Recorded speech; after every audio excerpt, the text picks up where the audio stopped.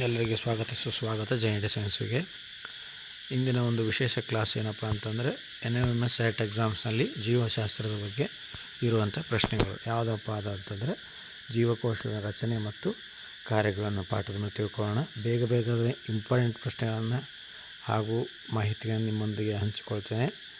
ಹಾಗಾದರೆ ಬನ್ನಿ, ಕೇವಲ ಒಂದೇ ಒಂದು ಜೀವಕೋಶವನ್ನು ಒಳಗೊಂಡಿರುವ ಒಂದು ಪೂರ್ಣ ಜೀವಿಯನ್ನು ಪ್ರತಿನಿಧಿಸುವ ಜೀವಿಗಳನ್ನು ಗುರುತಿಸಿ ಅಂತ ಕೊಟ್ಟವ್ರೆ. ಇಲ್ಲಿ ಏನಪ್ಪ ಅಂದರೆ ಒಂದೇ ಒಂದು ಜೀವಕೋಶ ಹೊಂದಿರಬೇಕು, ಆದರೆ ಎಲ್ಲ ಕಾರ್ಯಗಳನ್ನು ಮಾಡಬೇಕು ಅಂಥ ಜೀವಿ ಯಾವುದು ಅನ್ನೋದನ್ನು ನೋಡೋಣ. ಪ್ಲನೇರಿಯಾ ಮತ್ತು ಸೈಕಾನ್ ಇವೇನಂದರೆ ಬಹುಕೋಶ ಜೀವಿಗಳು. ಇವು ಆಪ್ಷನಲ್ಲಿ ಇಲ್ಲ. ಉಳಿದಿರುವ ಅಮೀಬಾ ಮತ್ತು ಪ್ಯಾರಾಮೀಸಿಯಂ. ಹಾಗಾದರೆ ಅಮೀಬಾ ಮತ್ತು ಪ್ಯಾರಾಮೀಸಿಯಂ ಹೇಗಿದ್ದಾವೆ ಅನ್ನೋದನ್ನು ಕೂಡ ನಾವು ಈಗ ನೋಡೋಣ. ಇಲ್ಲಿ ಮೊದಲನೇದು ಕಾಣ್ತಿರೋದು ಅಮೀಬಾ. ಇದು ಮೊದಲನೇದು ಅಮೀಬಾ. ಇದೇನು ಕಾಣ್ತಿದೆಯಲ್ಲ, ಇದು ಎಡಗಡೆದು ಫಸ್ಟ್ನೇದು ಅಮೀಬಾ. ಇಲ್ಲಿ ಏನಪ್ಪ ಅಂದರೆ ಒಂದೇ ಒಂದು ಜೀವಕೋಶವನ್ನು ಒಳಗೊಂಡಿದೆ. ಹಾಗೆ ಇನ್ನೊಂದು ಏನಪ್ಪ ಅಂದರೆ ಪ್ಯಾರಾಮೀಸಿಯಂ. ಇಲ್ಲಿದೆ ಅಲ್ವಾ, ಒಂದು ಪಾದರಕ್ಷೆ ರೀತಿ ಏನಿದೆ ಅಲ್ವಾ, ಅದು ಇದು ಪ್ಯಾರಾಮೀಸಿಯಂ. ಸುತ್ತ ಸಣ್ಣ ಕೂದಲಿನ ರಚನೆಗಳನ್ನು ಕೂಡ ನೀವು ಇಲ್ಲಿ ನೋಡ್ಬೋದಾಗಿದೆ. ಸಣ್ಣ ಒಂದು ಕೂದಲಿನ ರಚನೆ ಆಗಿದೆ ನೀವು ನೋಡ್ಬೋದಾಗಿದೆ. ಇವು ಏನು ಅಂದರೆ ಏಕಕೋಶೀಯ ಜೀವಿಗಳು.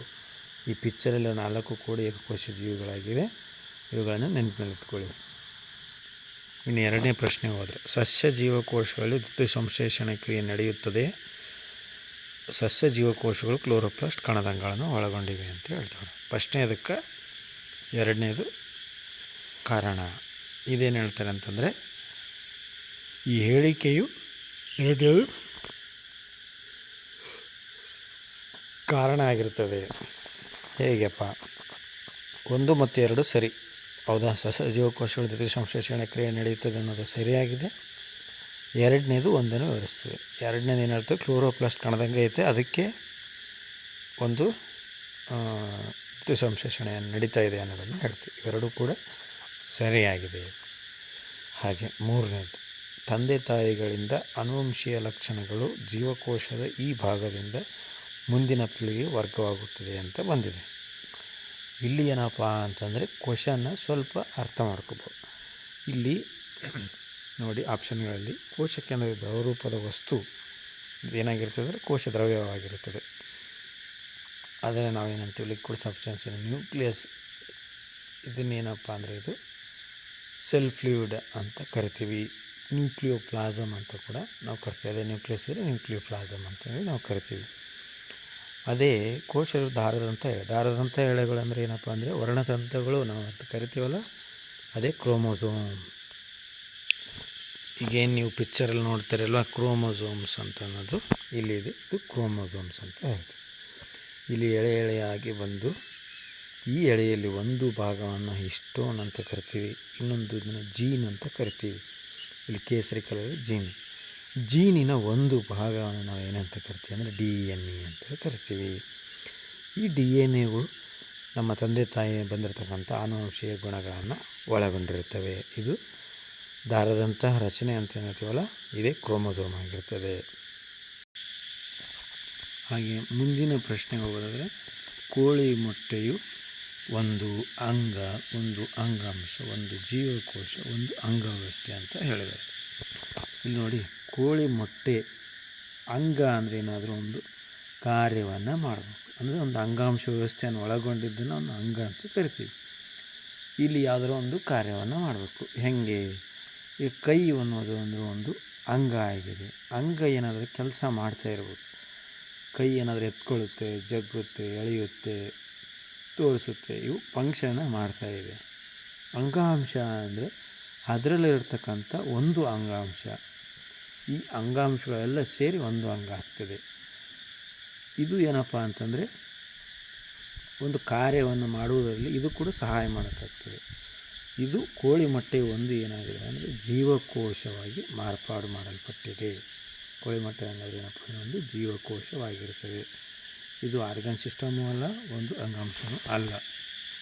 ಹಾಗೆ ನೋಡಿ, ಜೀವಿಗಳು ಅವು ಚಲನಾಂಗಗಳನ್ನು ಸರಿಯಾಗಿ ಹೊಂದಿಸಿರಿ ಅಂಥೇಳಿ ಬಂತು. ಈಗ ನೋಡಿ, ಯೂಗ್ಲಿನಾ ಅಂತ ಬಂತು. ಯೂಗ್ಲಿನಾ ಅಂದರೆ ಹೆಂಗಿರ್ತದೆ? ಹಾಗೆ ಅಮೀಬಾನ ನಾವು ನೋಡಿದ್ವಿ. ಮೀನು ಮತ್ತು ಪ್ಯಾರಾಮೀಸಿಯಂ. ನೋಡಿ, ಈಗ ಪಿಕ್ಚರ್ ಸಮೇತ ನೋಡ್ಕೊಂಬರೋಣ ಬನ್ನಿ. ಅಮೀಬದಲ್ಲಿ ಚಲನಾಂಗಕ್ಕೆ ಏನಾದರೂ ಒಂದು ವಿಶೇಷ ರಚನೆ ಇದೆಯಾ ಅಂತಂದರೆ ಇಲ್ಲ. ಇದು ಇಲ್ಲಿ ಕಾಣ್ತಕ್ಕಂತಹ ಎರಡು ಭಾಗಗಳು ಏನಿದೆ ಅಲ್ವಾ, ಇಲ್ಲಿ ಎರಡೂ ಭಾಗಗಳನ್ನು ನಾವು ಇದನ್ನು ಮಿಥ್ಯಾಪಾದ ಅಂತ ಒಂದು ಮಾಡ್ಕೊಳ್ತೇವೆ. ಅದನ್ನು ಸೂಡೋಪೋಡಿಯಾ ಅಂತ ಇಂಗ್ಲೀಷಲ್ಲಿ ಕರಿತೇವೆ. ಹಾಗೆ ನೋಡಿ, ಯುಗ್ಲಿನಾದಲ್ಲಿ ಚಾಟಿ ಅಂತ ಒಂದು ರಚನೆಯನ್ನು ಹೊಂದಿದೆ, ಕೂದಲಿನ ಎಳೆದಂಥ ಒಂದು ರಚನೆಯನ್ನು ಒಳಗೊಂಡಿದೆ. ಅದನ್ನು ನಾವು ಕಷಾಂಗ ಅಂತ ನಾವು ಕರಿತೀವಿ. ಹಾಗೆ ಇಲ್ಲಿ ನೋಡಿ, ಪ್ಯಾರಾಮೀಸಿಯಂನಲ್ಲಿ ಚಿಕ್ಕ ಚಿಕ್ಕ ಕೂದಲುಗಳನ್ನು ಒಳಗೊಂಡಿದೆ. ಸುತ್ತುವರೆದಂಥ ಒಂದು ಜೀವಿಗಳಲ್ಲಿ ಸುತ್ತ ಹೋಗೊಂಡು ಏನಾಗಿದೆ ಅಂದರೆ ಕೂದಲಿನಂಥ ರಚನೆಗಳು, ಸಣ್ಣ ಸಣ್ಣ ಕೂದಲುಗಳು ಅಂತ ನಾವು ಕರಿತೀವಲ್ವ, ಅದನ್ನು ಅವರು ಸೀಲಿಯಾ ಅಂತ ಕರಿತಾರೆ. ಅದನ್ನು ಕನ್ನಡದಲ್ಲಿ ಲೋಮಾಂಗಗಳು ಅಂಥೇಳಿ ಕರೀತಾರೆ. ಹಾಗೆ ನಾವು ಮಾಮೂಲಾಗಿ ನೋಡಿದಂಥ ಮೀನುಗಳಿಗೆ ಈಜು ರೆಕ್ಕೆಗಳನ್ನು ಒಳಗೊಂಡಿರ್ತದೆ. ಅದಕ್ಕೆ ಯಾವಾಗಲೂ ರೆಕ್ಕೆಗಳು ಇರ್ತವೆ, ಅವುಗಳನ್ನು ನೀವು ನೋಡಿದ್ದೀರಿ, ಅವುಗಳು ಚಲನಾಂಗ ಅವಾಗಿರುತ್ತದೆ. ಹಾಗಾದರೆ ಬನ್ನಿ ಕ್ವಶನಿಗೆ ಮತ್ತೆ ಹೋಗುವ.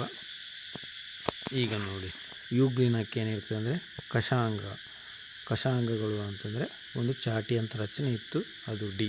ಒಂದನೇದು ಡಿ ಆಗಿದರೆ ಎರಡನೇದು ಸಿ ಮಿಥ್ಯಾಪಾದ, ಎರಡನೇದು ಸಿ ಇದೆ, ಆಪ್ಷನ್ ಸಿ ಇದು ರೈಟ್ ಆನ್ಸರ್ ಆಗಿದೆ. ಮೂರನೇದು ಈಜುರೆಕ್ಕೆಗಳು ಮೀನಿಗೆ, ನಾಲ್ಕನೇದು ಲೋಮಾಂಗಗಳು. ಹಾಗೆ ಮುಂದಿನ ಪ್ರಶ್ನೆಗೆ ಹೋಗುವ.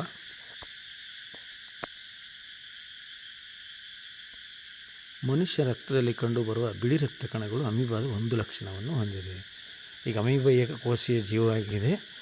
ಅಮೀಬ ಹೇಗೆ ವಿಚಿತ್ರ ಆಕಾರಗಳನ್ನು ಬದಲು ಮಾಡ್ತದಲ್ವ, ಅದೇ ರೀತಿ ಬಿಳಿ ರಕ್ತ ಕಣಗಳು ಕೂಡ ತಮ್ಮ ಆಕಾರವನ್ನು ಬದಲು ಮಾಡ್ತದೆ. ಆಪ್ಷನ್ ಬಿ ಇದರ ಆನ್ಸರ್ ಆಗಿದೆ. ಜೀವಕೋಶಗಳ ಗಾತ್ರಕ್ಕೆ ಸಂಬಂಧಿಸಿದಂತೆ ಸರಿಯಾದ ಹೇಳಿಕೆಯನ್ನು ಹೇಳಿರಿ. ಇಲ್ಲಿ ನೋಡಿ, ಅದ್ಭುತವಾದ ಪ್ರಶ್ನೆ ಇದೆ. ಆನೆಗಳಂಥ ದೊಡ್ಡ ಜೀವಿಗಳು ದೊಡ್ಡ ಗಾತ್ರದ ಜೀವಕೋಶವನ್ನು ಹೊಂದಿವೆ. ಇಲಿಗಂಥ ಸಣ್ಣ ಜೀವಿಗಳು ಸಣ್ಣ ಗಾತ್ರದ ಜೀವಕೋಶವನ್ನು ಹೊಂದಿವೆ.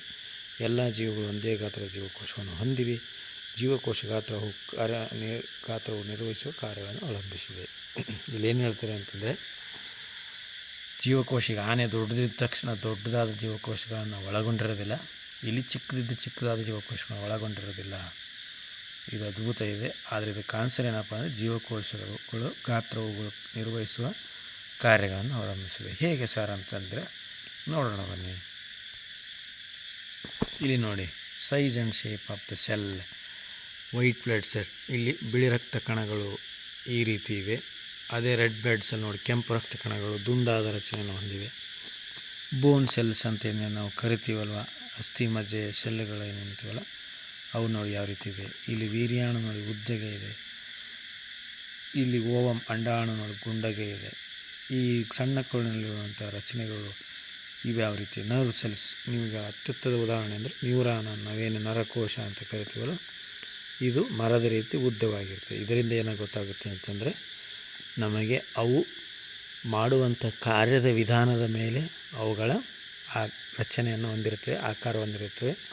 ಅದನ್ನು ಹೊರತುಪಡಿಸಿ ಗಾತ್ರದ ಮೇಲೆ ಜೀವಿ ದೊಡ್ಡದಿದ್ದರೆ ದೊಡ್ಡದಾದಂಥ ಜೀವಕೋಶಗಳನ್ನು ಒಳಗೊಂಡಿರೋದಿಲ್ಲ.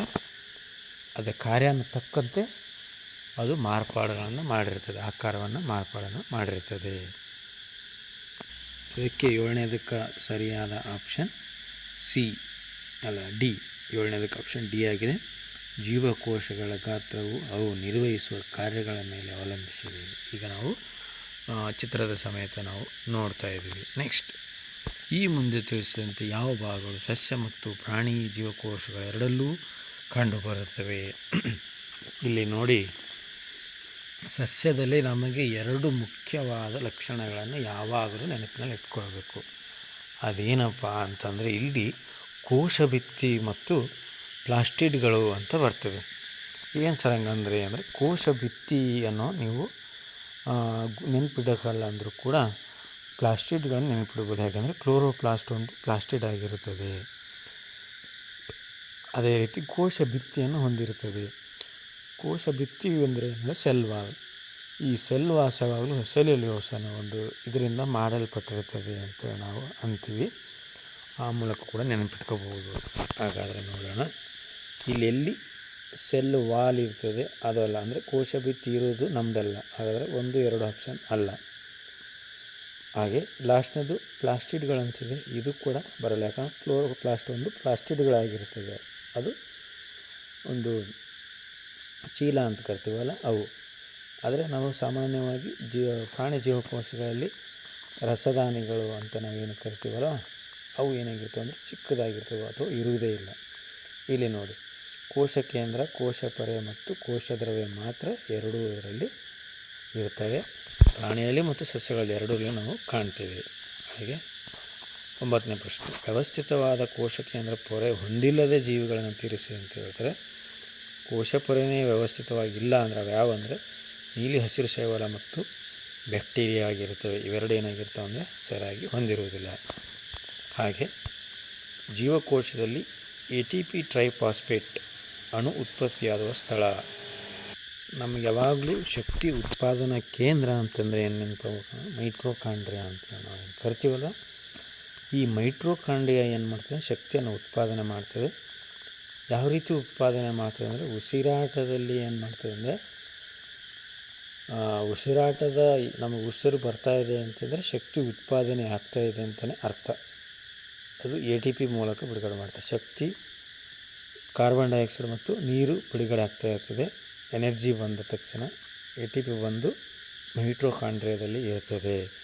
ನಾವೇನು ಕರೆನ್ಸಿ ಅಂತೇನು ಕರಿತೀವಲ್ಲ ಇದು ATP ಒಳಗಡೆ ಇರ್ತದೆ. ನೆಕ್ಸ್ಟ್, ಒರಟಾದ ಎಂಡೋಪ್ಲಾಸಮ್ ರೆಟಿಕ್ಯುಲಮ್ ಇದರ ಸಂಶ್ಲೇಷಣೆಯಲ್ಲಿ ನೋಡಿ. ಇಲ್ಲಿ ನಾವು ರಫ್ ಎಂಡೋಪ್ಲಾಸಮ್ ರೆಟಿಕ್ಯುಲಮ್ ಅಂತ ಕರಿತೀವಿ. ರಫ್ ಅಂದರೆ ಏನಪ್ಪ ಅಂದರೆ ಇಲ್ಲಿ ರೈಬೋಸೋಮನ್ನು ನಾವು ಸೂಚಿಸ್ತದೆ. ರೈಬೋಸೋಮ್ ಕೆಲಸ ಏನಪ್ಪ ಅಂದರೆ ಪ್ರೋಟೀನನ್ನು ಉತ್ಪಾದನೆಯನ್ನು ಮಾಡ್ತಕ್ಕಂಥದ್ದು. ನಾವು ಪ್ರೋಟೀನ್ ಫ್ಯಾಕ್ಟ್ರಿ ಅಂದರೆ ಏನು ಅಂತ ಹೇಳ್ತೀವಿ ಅಂತಂದರೆ ರೈಬೋಸೋಮ್ ಅಂತ ಹೇಳ್ತೀವಿ. ರೈಬೋಸೋಮ್ ಏನು ಮಾಡ್ತೀವಿ ಅಂದರೆ ಪ್ರೋಟೀನ್ ಸಂಶ್ಲೇಷಣೆಯಲ್ಲಿ ಪಾಲ್ಗೊಳ್ತದೆ. ಹಾಗಾದರೆ ಹೆಂಗಿರ್ತದೆ ರೈಬೋಸೋಮ್?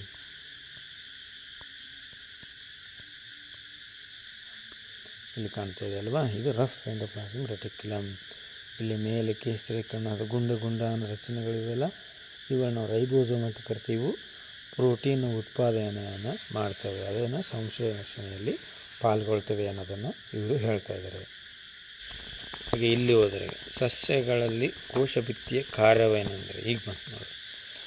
ಈಗ ಸಸ್ಯಗಳಲ್ಲಿ ಕೋಶಭಿತ್ತಿಯ ಕಾರ್ಯ ಏನಂತಂದರೆ ಇದು ಆಕಾರ ಮತ್ತು ಗಡಸುತನವನ್ನು ನೀಡುತ್ತದೆ. Give A shape and rigidity ಅಂತೇಳಿ ನಾವು ಕರಿತೀವಿ.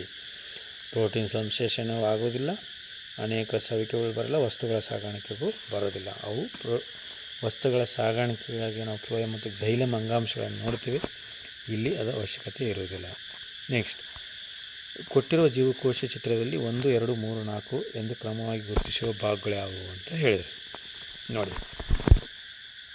ಈಗ ಎರಡನೇದು ಗೊತ್ತಿರ್ತದೆ ನಿಮಗೆಲ್ಲರಿಗೆ, ಕೋಶ ಕೇಂದ್ರ.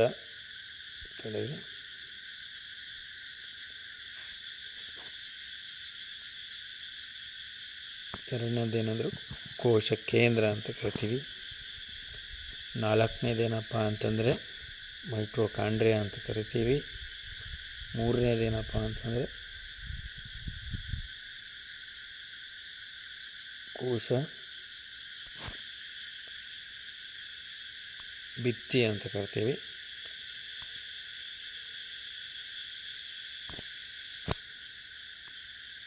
ಈಗ ನೋಡಿ ಸರಿಯಾಗಿ ನೋಡ್ಕೊಳ್ಳಿ. 1ನೇದೇನಪ್ಪ ಅಂದರೆ ಕೋಶ ದ್ರವ್ಯ, 2ನೇದೇನಂದರೆ ಕೋಶ ಕೇಂದ್ರ, 3ನೇದೇನಪ್ಪ ಅಂದರೆ ಕೋಶ ಪೊರೆ, 4ನೇನಪ್ಪ ಅಂದರೆ ಮೈಟ್ರೋಕಾಂಡ್ರಿಯಾ. ಇಷ್ಟು 13ನೇದಕ್ಕೆ ಆನ್ಸರ್. ಹಾಗೆ 14ನೇ ನೋಡೋಣ. ಜೀವಕೋಶ ವಿಭಜನೆಗೊಳ್ಳುವ ಸಂದರ್ಭದಲ್ಲಿ ಮಾತ್ರ ಕಾಣಿಸುವ ಜೀವಕೋಶದ ಭಾಗ.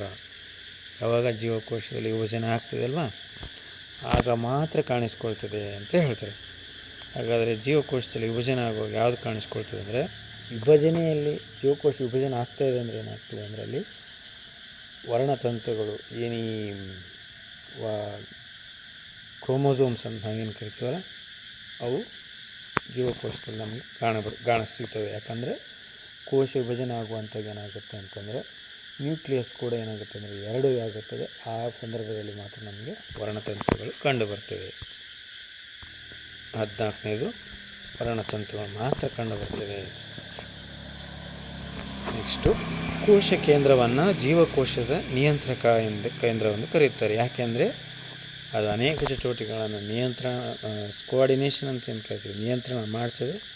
ಅದಕ್ಕೆ ನಾವು ಜೀವಕೋಶದ ಒಂದು ನಾವು ಮೇನ್ ಕಂಟ್ರೋಲ್ ಬೋರ್ಡ್ MCB ಅಂತ ಕೂಡ ನಾವು ಕರಿಬೋದಾಗಿದೆ. ಇಷ್ಟು ಏನಪ್ಪ ಅಂದರೆ ಇಂಪಾರ್ಟೆಂಟ್ ಪ್ರಶ್ನೆ ಅನ್ನೋಂಗಿಲ್ಲ, ಒಂದು ಮೇನ್ ಕೀ ಪಾಯಿಂಟ್ ಅಂತ ಹೇಳ್ಬೋದು. ಇಷ್ಟಕ್ಕೂ ಮೀರಿ ಪ್ರಶ್ನೆಗಳನ್ನು ನಾನು ಮತ್ತೊಂದು ವಿಡಿಯೋದಲ್ಲಿ ನಿಮ್ಮಲ್ಲಿಗೆ ಬರ್ತೇನೆ. ಅಲ್ಲಿವರೆಗೂ ಧನ್ಯವಾದಗಳು.